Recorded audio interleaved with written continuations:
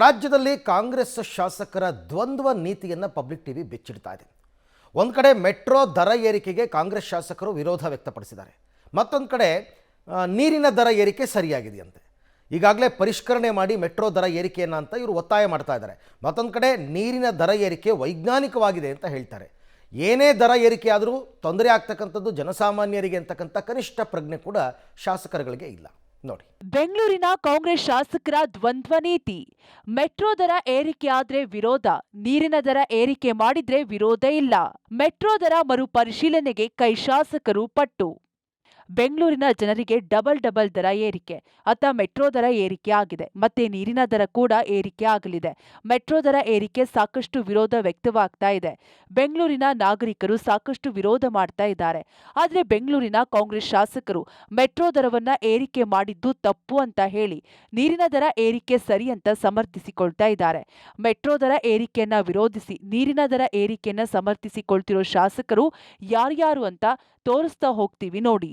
ಬೆಂಗಳೂರಿನ ಶಿವಾಜಿನಗರ ವಿಧಾನಸಭಾ ಕ್ಷೇತ್ರದ ಶಾಸಕ ರಿಜ್ವಾನ್ ಹರ್ಷದ್ ಮೆಟ್ರೋ ದರ ಏರಿಕೆಯನ್ನ ಖಂಡಿಸಿದ್ದಾರೆ. ರಾಜ್ಯ ಮತ್ತು ಕೇಂದ್ರ ಸರ್ಕಾರ ಮರುಪರಿಶೀಲನೆ ಮಾಡಬೇಕು, ಜನರಿಗೆ ಹೊರೆಯಾಗುತ್ತೆ, ಮೆಟ್ರೋ ದರ ಕಡಿಮೆ ಮಾಡಬೇಕು ಅಂತಾರೆ.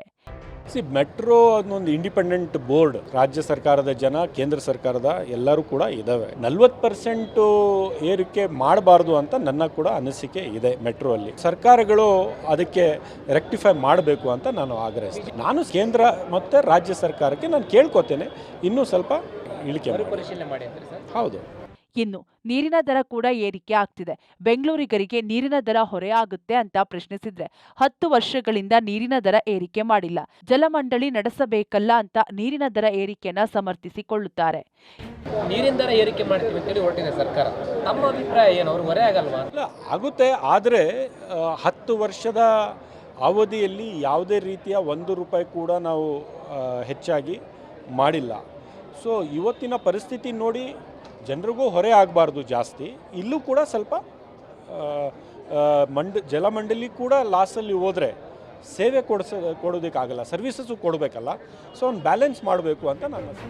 ಇನ್ನು ಯಶವಂತಪುರ ವಿಧಾನಸಭಾ ಕ್ಷೇತ್ರದ ಶಾಸಕ ಎಸ್.ಟಿ. ಸೋಮಶೇಖರ್ ಮೆಟ್ರೋ ದರ ಎಷ್ಟು ಏರಿಕೆ ಆಗಿದೆ ಅದನ್ನ ಪರಿಶೀಲಿಸಿ ಡಿಸಿಎಂ ಡಿ.ಕೆ. ಶಿವಕುಮಾರ್ಗೆ ಪತ್ರ ಬರೆಯುತ್ತೇನೆ ಅಂತಾರೆ. ಮೆಟ್ರೋ ದರ 40% ಅಷ್ಟು ಏರಿಕೆ ಆಗ್ತಿದೆ, ಬೆಂಗಳೂರಿಗರಿಗೆ ಅದರಲ್ಲೂ ಹೊರೆ ಆಗ್ತಾ ಇದೆ. ಜಾಸ್ತಿ ಮಾಡಿದ್ದಾರೆ, ಸಾರ್ವಜನಿಕರಿಗೆ ಹೊರೆ ಅಂತಕ್ಕಂಥದ್ದು ಉಪಮುಖ್ಯಮಂತ್ರಿಗಳು ಗಮನಕ್ಕೆ ತರ್ತೇವೆ. ಸಾರ್ವಜನಿಕರ ಏನೇನು ಅಹವಾಲುಗಳಿದೆ ಉಪಮುಖ್ಯಮಂತ್ರಿಗಳಿಗೆ ಭೇಟಿ ಮಾಡಿ ಇದನ್ನು ಜಾಸ್ತಿ ಆದರೆ ಕಮ್ಮಿ ಮಾಡಿ ಅಂತ ಹೇಳ್ತಕ್ಕಂಥ ಮಾಡ್ತಾರೆ. ಇನ್ನು ಎಂಎಲ್ಸಿ ನಾಗರಾಜ್ ಯಾದವ್ ಮೆಟ್ರೋ ದರ ಏರಿಕೆಯಿಂದ ಜನ ಮೆಟ್ರೋ ಬಿಟ್ಟು ಸ್ವಂತ ವೆಹಿಕಲ್ ಬಳಸಿದ್ರೆ ಮಾಲಿನ್ಯ ಜಾಸ್ತಿಯಾಗಿ ಬೆಂಗಳೂರು ಮತ್ತೊಂದು ದೆಹಲಿಯಾಗಲಿದೆ. ರಾಜ್ಯ ಮತ್ತು ಕೇಂದ್ರ ಸರ್ಕಾರಗಳು ಮೆಟ್ರೋ ದರ ಕಡಿಮೆ ಮಾಡಬೇಕು ಅಂತಾರೆ. ನೀರಿನ ದರ ಏರಿಕೆಯನ್ನು ಸಮರ್ಥಿಸಿಕೊಳ್ಳುತ್ತಾರೆ. ಎಲ್ಲ ನಾಗರಿಕರ ಮೂಲಭೂತ ಸೌಲಭ್ಯಗಳು ಒಂದಾಗಿರತಕ್ಕಂತಹ ಪಬ್ಲಿಕ್ ಟ್ರಾನ್ಸ್ಪೋರ್ಟ್ ಬಗ್ಗೆ ಸರ್ಕಾರಗಳು, ರಾಜ್ಯ ಸರ್ಕಾರ, ಕೇಂದ್ರ ಸರ್ಕಾರ ಎಲ್ಲರೂ ಕೂಡ ಸಹಾನುಭೂತಿಯಿಂದ ನೋಡಬೇಕಾಗಿರ್ತಕ್ಕಂಥ ಸಮಯ ಹತ್ರ ಬಂದಿದೆ. ನಾವು ಹೆಚ್ಚು ಜನಗಳನ್ನು ಕಡಿಮೆ ಖಾಸಗಿ ಗಾಡಿಗಳನ್ನು ಯೂಸ್ ಮಾಡೋದು ಕಡಿಮೆ ಮಾಡಬೇಕು ಅನ್ನೋದಾದರೆ ನಾವು ಪಬ್ಲಿಕ್ ಟ್ರಾನ್ಸ್ಪೋರ್ಟ್ನ ಮೋರ್ ಅಫೋರ್ಡಬಲ್ ಮಾಡಬೇಕಾಗ್ತದೆ. ಮೆಟ್ರೋ ಜಾಸ್ತಿ ಮಾಡೋದ್ರಿಂದ 2 ವೀಲರ್ ಜಾಸ್ತಿ ಆಗ್ತದೆ. ಮೆಟ್ರೋನ ಬಿಡ್ತಾರೆ, 2 ವೀಲರ್ ಹೋಗ್ತಾರೆ, ಆಕ್ಸಿಡೆಂಟ್ ಜಾಸ್ತಿ ಇದೆ, ಪೊಲ್ಯೂಷನ್ ರೇಟ್ ಜಾಸ್ತಿ ಆಗ್ತದೆ. ಇದು ಯಾವುದೇ ರೀತಿಯಂಥ ಉತ್ತಮವಾದಂತಹ ಸಲಹೆ ಅಲ್ಲ. ಹಾಗಾಗಿ ಮೆಟ್ರೋ ಅವರು ಕೂಡಲೇ ಹಿಂಪಡಿಬೇಕು, ಇನ್ನೂ ಕಡಿಮೆ ಮಾಡಬೇಕು ಅಂತ ಆಗ್ರಹವನ್ನು ಮಾಡ್ತೇನೆ. ಒಟ್ಟಾರೆ ಕಾಂಗ್ರೆಸ್ ಶಾಸಕರು ಮೆಟ್ರೋ ದರ ವಿರೋಧ ಮಾಡಿ ನೀರಿನ ದರ ಏರಿಕೆಯನ್ನು ಸಮರ್ಥಿಸಿಕೊಳ್ಳುತ್ತಾರೆ. ಜನರ ಬಗ್ಗೆ ಕಾಳಜಿ ಇದೆಯಾ ಎಂಬ ಪ್ರಶ್ನೆ ಮೂಡುತ್ತೆ. ಮೆಟ್ರೋ ದರ ಏರಿಕೆ ಆಗಿದೆ, ನೀರಿನ ದರ ಏರಿಕೆ ಆದ್ರೆ ಬೆಂಗಳೂರಿಗರಿಗೆ ಡಬಲ್ ಶಾಕ್ ಅಂತ ಹೇಳಿದ್ರೆ ತಪ್ಪಾಗಲಾರದು. Lokesh Kodagadala, public TV, Bengaluru.